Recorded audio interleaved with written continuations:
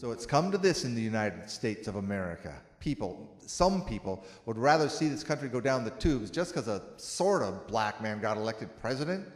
I always knew there were a few wackos around, but something seemed to have leaked out of the bottle, and I don't know if it can be poured back in. Like this last week, my best friend Mike started spouting off like a regular militia member, and it hit me that it's okay to say stuff now that used to make other people run away from you. I mean, there's a whole cable news channel for these guys. Kind of scary, huh? Wait. You sure didn't say anything about Barack Obama being the Antichrist before the election. I mean, come on, I thought you even voted for him. Me? Nah. I mean, I know he's really popular with the ladies and all, but I just couldn't bring myself to do it. You know what I mean? No, I don't know what you mean. He's just different from other presidents. I mean, who wants a socialist in charge of America? And the next thing you know, he's gonna take away all of our riding lawnmowers. I mean, I heard about this carbon footprint thing.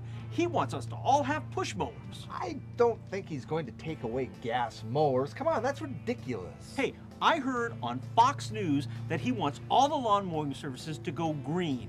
How am I supposed to run a business and mow lawns with just a push mower at my age? My back can't handle that. I think the first problem is you watch that stupid channel where all they do is try and scare the crap out of people. I saw Glenn Beck the other day say we only had 64 days left before the government was going to declare martial law. Yeah, I heard that one too. You'd think Obama would at least let the kids enjoy their summer vacation before he orders the tanks to start rolling down the street.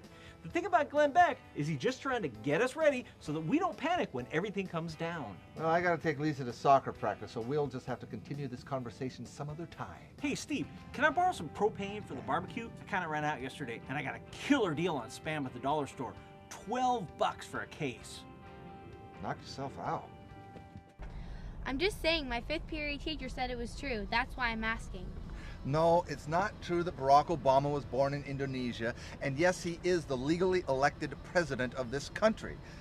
When is that old story going to die? There's so many new ones that the right-wing wackos have made up since that came out. Like whether he's a Martian sent from outer space to exterminate our population and make a new vacation spot for his people? Can't say I've heard that one.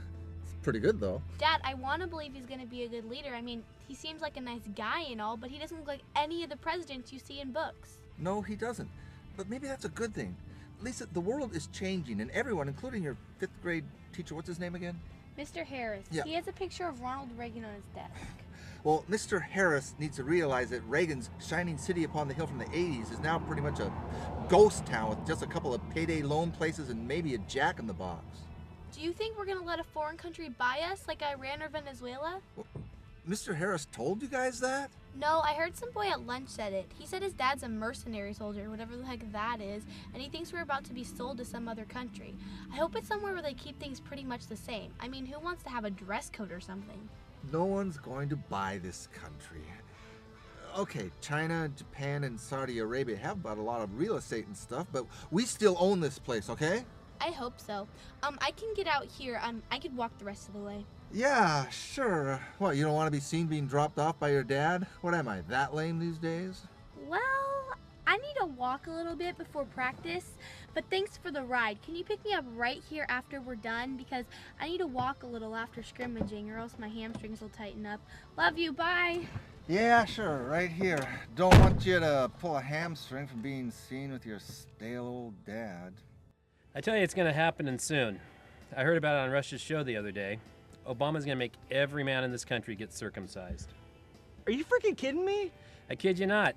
He's going to say it's all about public health, but we know the truth. It's the Jews, Mike. It's the Jews. Wow.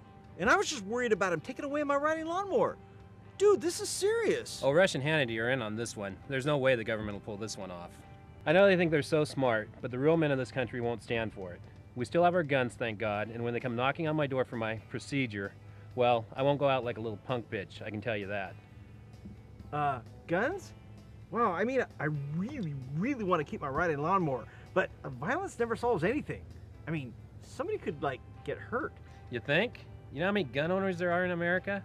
A hell of a lot more than our commie president knows about. Geez, maybe they won't make everyone get circumcised, you know? Maybe just do the cute guys and leave the rest of us alone. I also read on the internet the other day that the government's so freaked about junk food, they're going to start checking everybody's refrigerator to make sure they have this stuff called hummus. It's supposed to be good for you. Hey, if they even try to take away my Cheese Whiz, they're going to have to pry it from my cold, dead hands. There's kind of like a civil war being fought on the radio and the TV. Now, nobody's wearing blue or gray or gotten shot yet, but everyone knows which side owns most of the guns, so it's probably a good idea to not piss off these guys for the time being. Maybe the rest of us should just sit back and shut up. At the rate they're going, in 10 years, all 200 that'll be left will be living in a compound in Texas waiting for the end of days. But man, who will want to tell them that the end has already happened? Not me, that's for sure. Later.